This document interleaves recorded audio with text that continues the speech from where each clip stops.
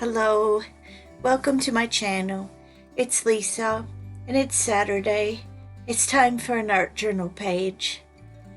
I was working on trying to get a nice spring art journal page for today, and we're working on my In and Out book by Gumbacher, and I'll leave it listed below.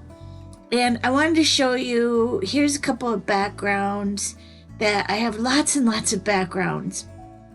Let's work on getting some backgrounds finished, and I'll be doing that in the future art journal pages on Saturdays. I'm going to take art journal pages that I've started and just have the backgrounds, and we're going to finish them. We'll finish them together. I hope that's something that you would like to see, and let me know, and if it doesn't work out, we'll change and we'll go to something else. So I'm covering my piece of acrylic paper, which is a matte medium or a mixed media paper in the journal that I have, and I covered it with gesso. Here are some Dina Wakley scribble sticks, and they're water soluble. I've had them in my stash a long time, and I'm not sure if I'm going to keep them or not. I'm going to see how they work on the background here. Here's some other things that I had in my stash I thought I would see if I can incorporate. And let's get started. My intention was some type of spring background, and we're going to use these scribble sticks. The colors that I chose I will link below, and I have 2 colors of green and 2 colors of blue, and I'm just using them like they say, scribble. I put some water down on the gessoed page, and I am just moving the color with my brush and some water. So far I'm really liking them. They're really moving quite well. So it's nice to play with some of those supplies that you have in your stash to see if you bought them for a reason or if it was just something new you wanted to try. I'm going to give this a quick dry, and we're going to use that wallpaper that I had in a wood grain. And I was creating a fence here, and so I cut some pieces off of the wallpaper, and I'm going to put them down with my matte medium. Now be very careful here because that scribble stick is water soluble, so we don't want to get that matte medium on a lot of that scribble stick if you have a wet brush. So I'm going to put the fence down, and then I'm going to go over the entire piece and seal it with the matte medium. And I'm going to do it quite quickly so that I don't smear that background. So here we go, and it does seem to be working. I thought that it worked out quite well. Giving it all a good coat, and I'm going to let it dry. So far, so good. So here I wanted to put down this stencil of a tree, and I didn't want to put the whole tree down, just the branches. I'm going to use some archival ink and those fancy stencil brushes, I'll link below, and some easy tack. So I'm going to spray it on the back of the stencil, give it a couple of minutes to dry, and make sure you're cleaning that nozzle of your easy tack or it will not spray anymore. So here we go. I'm sticking it down. Look at that, how good it sticks. Works really good. But make sure you have it a little bit dry before you put it on so you don't rip your background paper. Using my brown potting soil archival ink and giving that a real great stencil there through the stencil. I always love how these turn out. You know, the reveal is the best part. And here you go. Beautiful. Look at that. Super great. And now that we used that matte medium on the background there, we can wipe off that little bit that I went through on the background. Did you see how I wrapped up my matte medium brush with a baby wipe? That's something I do quite a bit. I always know that that brush is only going to be used for matte medium as I'm creating, and it doesn't let it dry out real fast as I'm working. So I'm always wrapping it up on the side there with my baby wipe. Here are some other items. I saw these birds on a wire, pieces that I had cut out. I had some really neat cloud and sun dies in my stash that were sent to me by In Love Arts, and I'll link them below. And I used the sun and the clouds, and I thought that they would be really neat at the top of the piece. I used some pattern paper for the sun and just some white paper for the clouds. And you see I kept those scraps of the die cuts, and I'll show you at the end what you could do with those in the future if you'd like. So here I'm putting down my cloud and the sun that I created, and I'm just intertwining them a little bit to give it a little bit more dimension and texture to the piece. I'm using my matte medium and going over the whole top of it. I really wanted a nice springtime piece, and I liked how it turned out in the end. I needed to put this bike down, and I'm going to use that Easy Tack one more time. This is a new stencil that I got, and I think I'll use it again and again.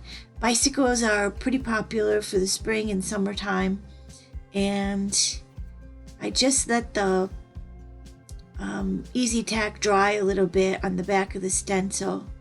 And here's a stamp with some flowers and some vine, and it's by Hero Arts, and it's called Flower Swirl Vine. And I'm going to try and stamp it nicely on the side so it looks like it's coming up that fence.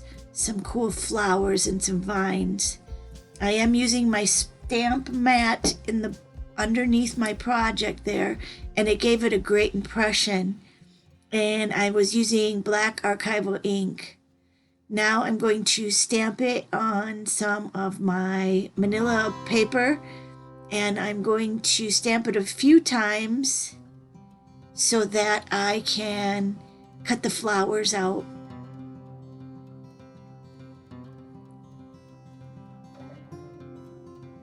And I'm going to set that aside to dry. And we're going to make sure that we cover those flowers with some matte medium, and we're going to color them in with our big brush markers.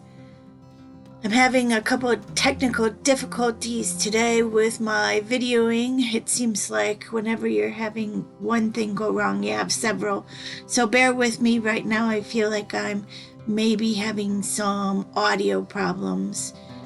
Here I'm using that stencil for the bicycle, and I'm using my black archival ink and my stencil brush, and I'm going to fill it in. I wanted to give you the big reveal here, and look at that. It's coming up nicely, and voila. Doesn't that look cool? Looks really good, I think. So on to the next part. I put matte medium over those flowers and let them dry, and I'm coloring them in with my big brush markers. I really like these markers. Just make sure that your matte medium is all dry, otherwise you will ruin the tips of your markers. Here I'm going over that tree so that I have a non-porous area so that I can use my big brush markers. And off camera, I'm going to color these flowers in and cut them out. I zoomed in a bit for the tree, and I'm just showing you how I'm filling in those stenciled areas where it doesn't connect.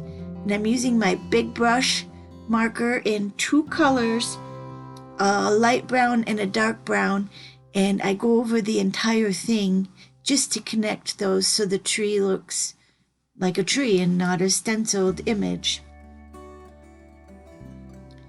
So I'm hoping that you're liking this project. I'm so looking forward to spring, and I hope that you have some fun plans. I love when you guys are commenting and sharing with friends my art journals and my mixed media pieces. It means a lot to me. And again, I will link all the products below so that if you have any desire, you can go ahead and shop for some of the products that I'm using. Please also suggest things that you would like to see in the future. Like I said, I'm going to do some of those backgrounds. I'm going to use my backgrounds that I've created and show you how I'm going to make them into a finished art journal page. I think that will be good. Maybe we'll do 3 or 4 of those in a row. So hopefully that'll work. And here I'm just using the tip of my green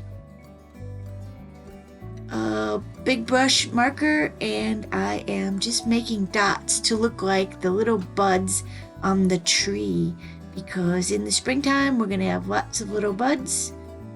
I'm going to use my big brush markers and using my finger to just add dimension to the fence there and give it a little bit more color and blend that all together so it's nice and cohesive.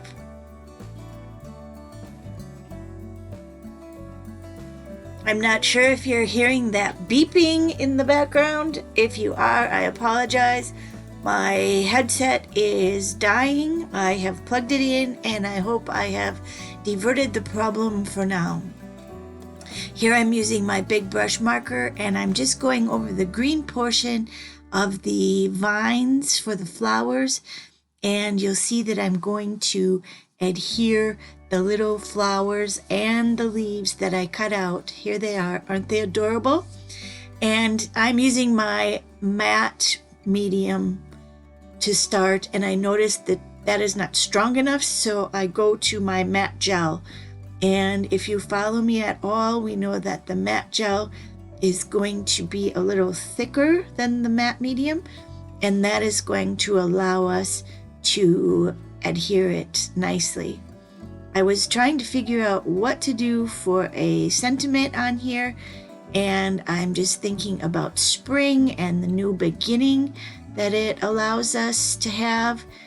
And so I ended up with the sentiment that says, "Be brave and begin."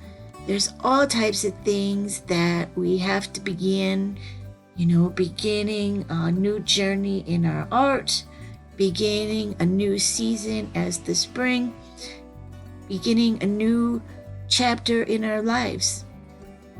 So we can use this sentiment. There's my head. Hello, sorry about that. We can use this sentiment any way that we see fit in our lives.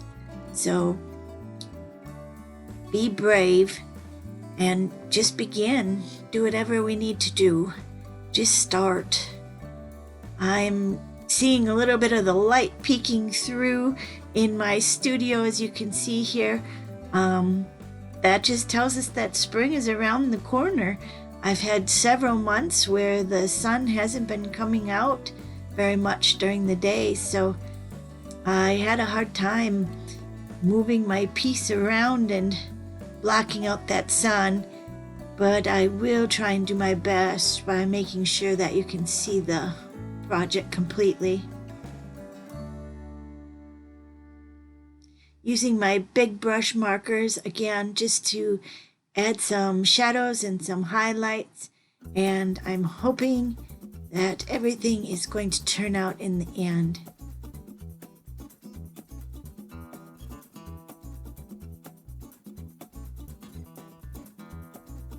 I'll have some still shots in the end so you can see the finished piece. And There's that sun peeking through again. I didn't have a heart to turn my blinds down, but I guess I will in the future. I'm thinking about maybe getting some sunblock blinds here for where I create so that this won't happen in the future. Thanks for bearing with me, and I will work on it so that we don't have that going on.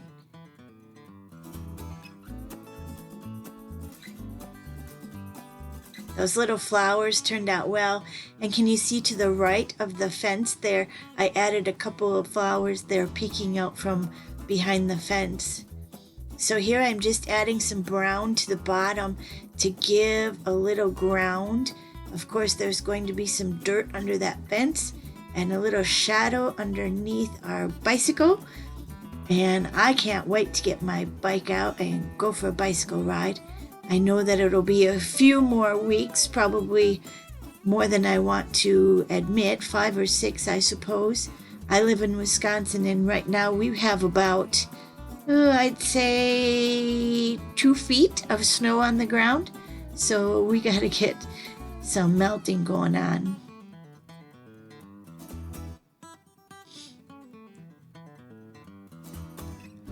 I'm trying to move my piece so that the sun isn't shining on it.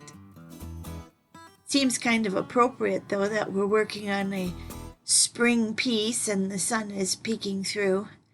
Here's how it's looking. And here's, I showed you that I saved those cutout pieces from the dies. I wanted to show you what you could do with those. I'm using my blending tool and some oxide ink in Stormy Sky, and I'm just using that edge to create a really neat background.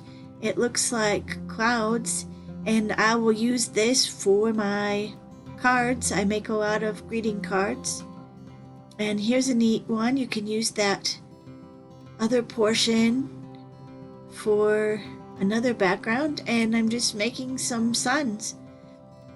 And I'm using some squeezed lemonade and some wild honey with Distress Oxide, just dabbing it through the centers, giving it a little shading with a different color.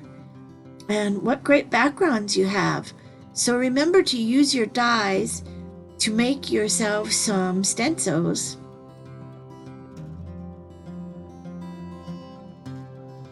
And you'll have a great opportunity to make some more fun things. Thanks for watching. I'm glad you stayed to the end. We will talk to you next Saturday and we'll work on some of those backgrounds together. Thanks so much. Make sure to share and have a great week.